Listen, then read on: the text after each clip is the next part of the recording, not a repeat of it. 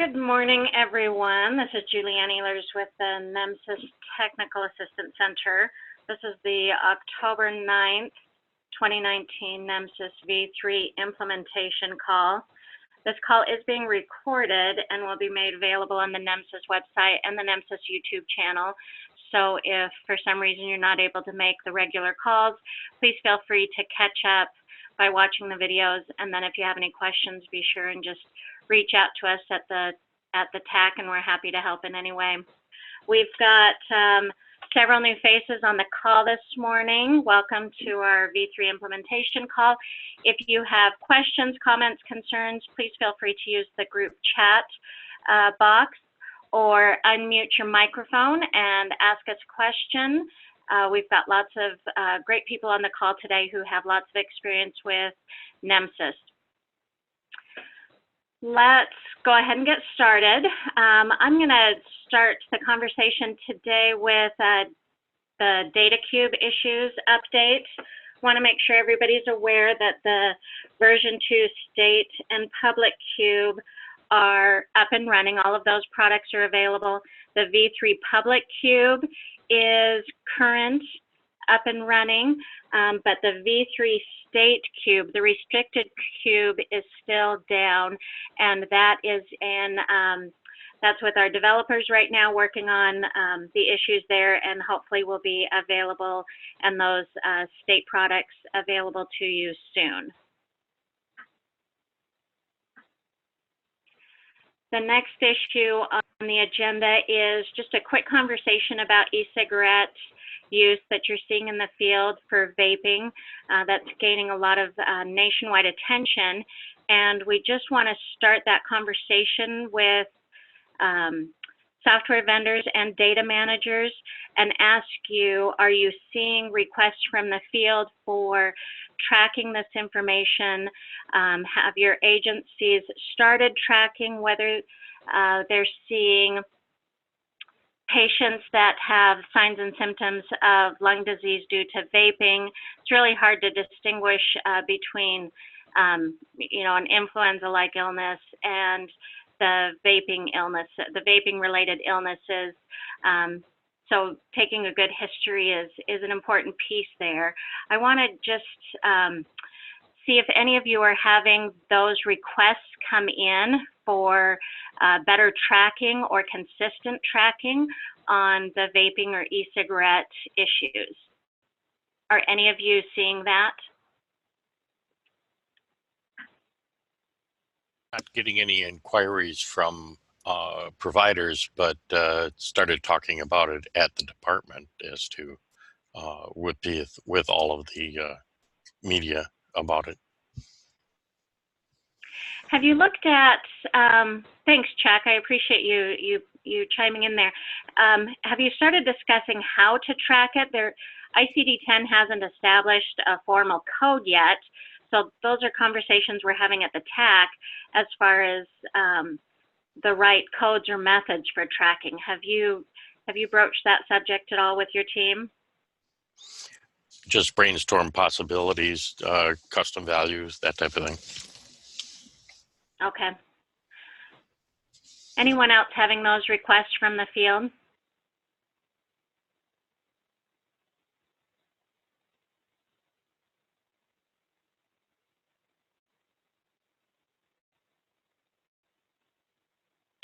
For those who participate in the NESEMSO Data Managers call, I think we'll bring it up there as well and see what the response is that we're seeing from clinicians and agencies.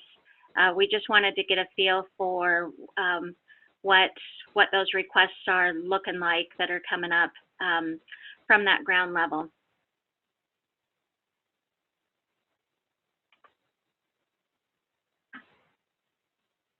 All right, Laurel, you have the floor for the next little while. You've got several issues to discuss.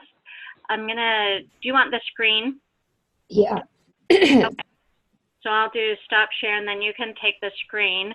And Laurel's got the next 3 items on our agenda to address. Laurel? Okay, so you should all see the NEMSIS website. So I'm sorry, Julianne, what was my first item that I was going to talk about? I forgot the order. Let's see, your first item is the final release of the 350 materials and where to find them. Okay, we'll start with that then. So on the webpage, you'll notice that there have been some changes. Right here we have this link that says version 3.0 finalized. And it'll take you out to the data dictionary, and this has been replaced with the version 3.5 timeline. So if you click the timeline link, it'll just take you to the page on our 3.5 section that shows the timeline for the release. So you can track along with what's coming next. And we're going to talk about that a lot. But if you click the banner, it'll take you to data dictionaries and XSDs, where you'll see that the version 3.5 data dictionary is right here at the top. So we finalized 3.5 on, well, it was between the 30th of September and the 1st of October to get everything committed and pushed onto the website. And all of these resources are now available in their normal place on the website. So the data dictionaries and XSDs are on this page. And the schematron is on the schematron page. And the web services page has been updated. Most of the technical resources pages have been updated to include the 3.5 materials. Since 3.5 is the latest, greatest version of NEMSIS, it appears first on the page. And if you scroll down, you'll see another heading for the 3.4 documents and resources. So this might be a little bit of a learning moment for new visitors to our site who have to scroll past 3.5 to get to 3.4. And if you're still on 3.3.4, you'll have to go out to the archive to get to those resources. The archive is actually a great place to find every NEMSIS resource for any version that you're possibly looking for. So here we just have every release listed in sort of chronological order here. So it's 3.5, the latest from 3.4, and the latest from 3.3.4. And you can sort of scroll back to see even further back what things look like. So these have the data dictionaries as well as XSD, schematron, translation documents, and the change log for each version. So that's the changes on our website. If you wanted to see our old 3.5 page, where information used to be stored, you could still get there from this release timeline link. If you go out to that timeline, you can use the breadcrumbs here to go back to the 3.5 revision page. And this is where you can find all of those familiar buttons about the when and the how, and what changes we implemented. The documents on the candidate release page are up to date, but I would highly recommend everyone get used to finding their 3.5 resources under technical resources, because this is going to be the permanent home now that 3.5 has been finalized. I'm going to flip back to this timeline and just talk a little bit about what's next in the 3.5 release. So we just passed this deadline, September 2019, the final release. So what this has encompassed is all of the major documents that appear in our public Git repository. So all of our data dictionaries, all of the XSDs, all of the schematrons, sample datas, those kinds of items were in that final release. We do still have a few documents that we're working on that we expect to complete this month. That would be some updates to the white papers for our suggested lists, some updates to user guides that have not yet been updated, and the translation documents for 3.5 to 3.4 and 3.4 to 3.5. So all of those items should be completed in the next month or two and committed to the repository. The next big deadline is compliance testing readiness for November. So we're also working on setting up our testing web services for 3.5 so that we can open up compliance testing, hopefully sometime before the end of November, if not on December 1st. So you should start to see more information on that compliance testing. And I've already talked to several vendors who have been looking at the 3.5 materials and are getting ready. So I'm looking forward to testing everyone very, very soon. After that, the next major deadline is data acceptance at the TAC, and this is February of 2020. So we're going to in this time, start spinning up our production web services as well, so that we can be ready to receive your 3.5 data as of February. I don't know if many states will be transitioned to 3.5 by then, but if you are, we will be ready to take your data in February. These other dates, the green flags, were dates provided to us by the community. Software vendors indicated that they believe their software would be ready by February 2021, and states indicated that majority implementation would happen sometime around January 2022. So these dates just represent basically information that the community has provided to us. They're not hard deadlines for anyone, as far as we know. Other important dates on this timeline: 334 is going to close in March of 2021 now, so you have a little bit more time to transition if you're still on 334. At this point, I would recommend transitioning to 3.5, since it will we'll very soon be ready to accept that data. And then 3.40 will close in 2023. So that's sort of a summary of where we are with the schedule for the 3.5 release. I think my next item was to talk about some bugs that have already been identified in 3.5. But before I move on to that, did anyone have any questions about any of the items that are already available, or any of the scheduling for other items becoming available?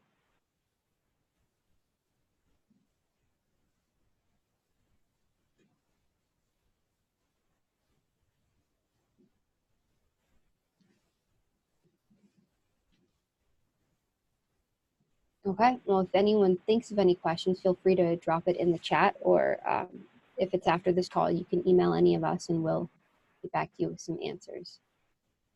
So I'm going to talk about the best part of releasing a revision to the standard, which is the bugs.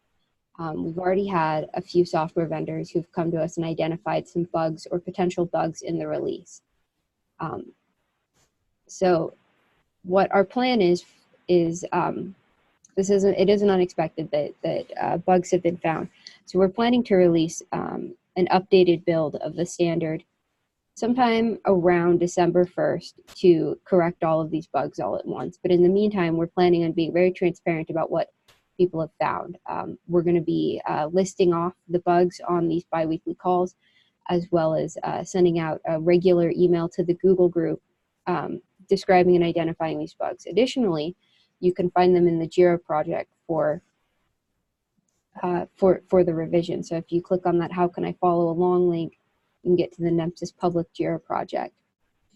So on this page, you can see a list of all of the issues we've resolved and closed, but also all of the issues in the backlog.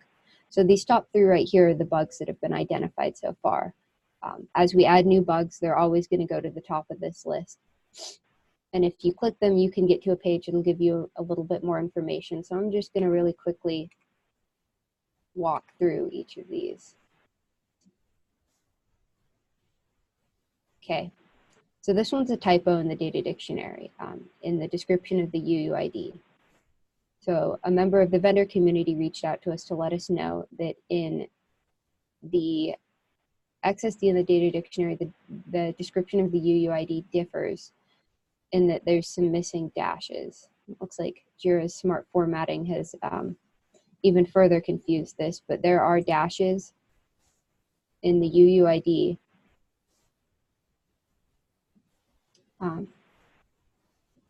in between the 4 here. So there's one right here, and one right here, and one right here, and one at the end that have kind of been dropped out of the data dictionary. This is probably just a little coding error in the way the dictionary was generated.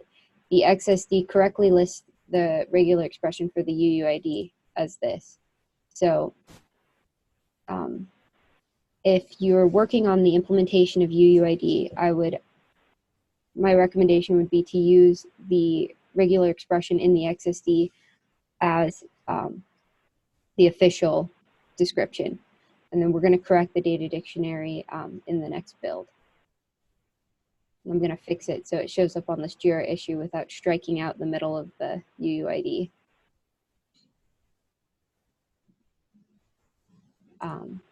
Okay, let's see. The next one is on the e-outcome sections that were added. So we added a couple of groups to the e-outcome section, the emergency department procedures group and the hospital procedures group. But when those groups were added and the e-outcome 9 and 10 elements removed, the correlation IDs were not correctly moved. So in a situation like this, the correlation ID should be on the group element, not the individual e-outcome element. So the correlation IDs will not be attached to e-outcome 09 and 10, but they would be attached to the group, emergency department procedures group and hospital procedures group. So for this one, we're going to correct this again in the next build. But if you're developing and you come across this, please understand that this was the correlation ID should be on the group, and that was the intent for this design. Okay, and the last issue that's been identified is a potential issue with the ancillary documents that have been provided with 3.5. Another vendor reached out to say that the performance measures in the element performance measures CSV document has some discrepancies between it and the data dictionary. They pointed out one example in D-Agency 01 where response time is not checked on the ancillary document, but it is indicated as a performance measure in the data dictionary. So in this situation, the data dictionary should take precedent over the ancillary documents, and we're going to be looking at reviewing these documents a little more closely and making sure that they are consistent with what appears in the data dictionary. So far, those are the only bugs that we've had identified.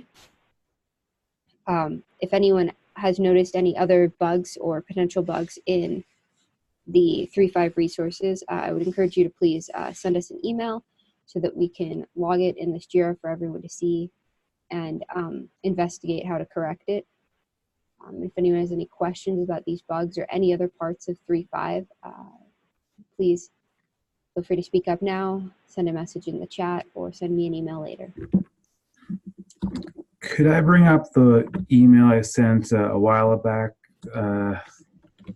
about saying the first treatment, whether it's assumed to be in the chart or not, about ID 156?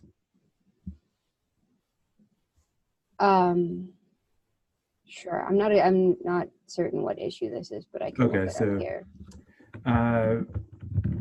Right now, you can indicate which other responder is the first to treat, but you cannot say that this unit was the first to treat explicitly.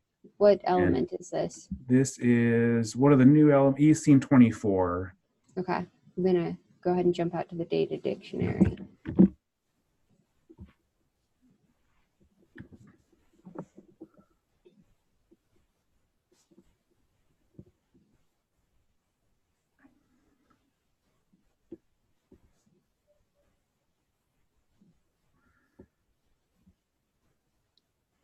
Okay, Right. So this is part of the responder group, and it's yes and no. So you can say whether any other responder on scene was the first to treat, but you can't say that I'm the first to treat. Oh, because it's attached to another. Right, it's on the responder group. Right, I see. Okay. Clay responded that, yes, we're just going to assume that if nobody else says yes, then you are the one that responded, but I don't think that works. Laurel, click on E-scene 01. I think this is Julianne. I think E-scene 01 addresses that this unit was the first on the scene, and the E-scene 24 is for other units. Yeah, but this one's on scene. This one's to provide patient care. Right, and there's a big distinction there, especially with respect to cares, because being first on scene does not mean first to treat. Now, that distinction is very big in cares. Okay. Can you either send me or forward me that original email, and we'll log this into our JIRA project and start, Okay. and at least put up an explanation of what we are going to do or not do about it. Okay. So that we have a record that it was discussed at least.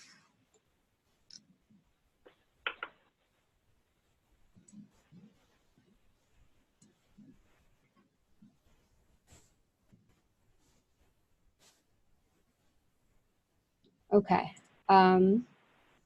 If anyone else has any other comments or feedback on any of this, just please go ahead and send me an email. I'm going to go ahead and turn it back over to Julianne because I think I covered all my topics. Let's see, you've got one more, Laurel, the review of NEMSIS scheduled maintenance. Oh, okay. Yeah. So right now, yesterday and today is the scheduled maintenance window for the month of October. So I just wanted to remind everyone that if you experience any downtimes with any of our services, that it's because we're doing a little bit of maintenance and they should be up very, very soon. If you have any files that fail on submission, please just resubmit them, and everything should be back to normal by this time tomorrow. We do expect to have a short downtime with Tableau sometime today as we upgrade the server. It shouldn't be for very long at all, but if you notice that the Tableau reports are unavailable or don't load, I would just encourage you to please try again in a little bit, maybe an hour, and hopefully tomorrow we'll have a much better, faster Tableau report for you as the consequence of these upgrades. The next scheduled maintenance is going to be on November 12th and 13th, I believe. Let me verify those days. Yeah, November 12th and 13th. If anyone has any questions about maintenance or has any issues with access to things, feel free to drop us a line. But generally, if you just wait and try again later, everything should be working soon. We don't expect any extended downtimes.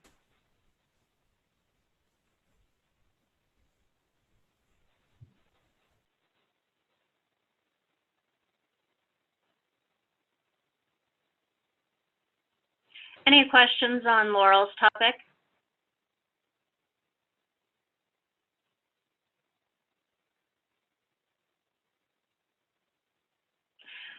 All right, I'm not aware of any of our NHTSA partners being on the line. If you are, go ahead and let us know. I know NHTSA and Clay are at trainings today.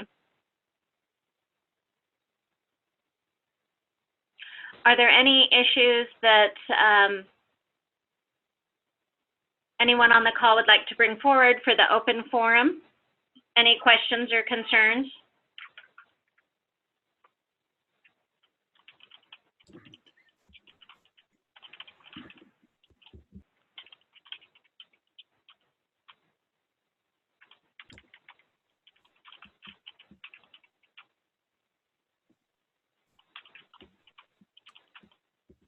There's someone I've never heard of typing in the chat.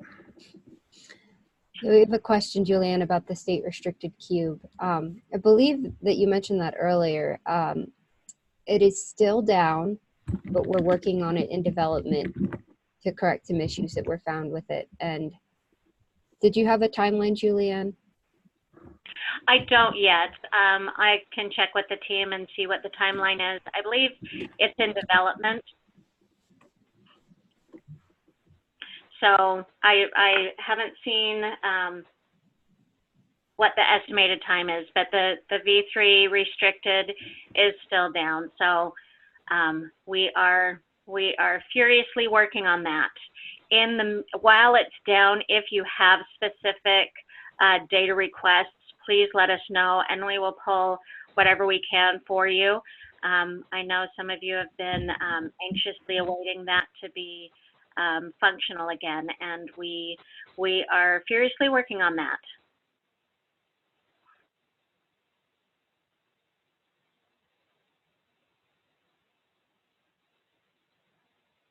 Any other questions or concerns? Our next meeting is scheduled for October 23rd, same time, same place. Please let us know if there are issues that you want addressed on these calls, and feel free to ask questions or bring concerns. We are happy to help you with any of your questions and concerns.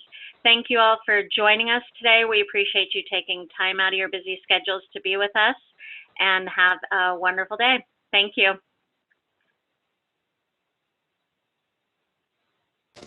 Thank you.